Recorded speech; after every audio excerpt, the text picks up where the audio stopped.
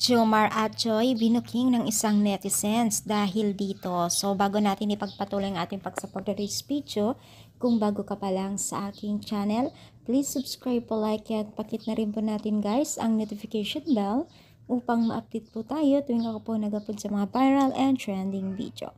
So alam niyo ba guys na itong si Jomar at Joy ay muli na naman po silang nag-trending dahil po sa mga kababalaghan di umano na kanilang nakikita on cam, no? So, talagang alam naman natin ang mga netizens ay matalas at matalas ang pandinig at paningin nila bawat segundo at minuto sa kanilang nakikita.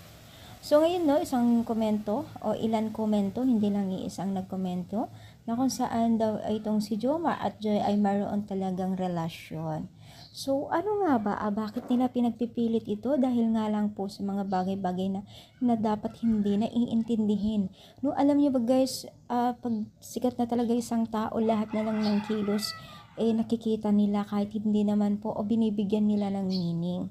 So, pinipilit nila na meron daw relasyon itong si Joy at itong si Jomar na ginigihit naman ng Team Kalingap na wala.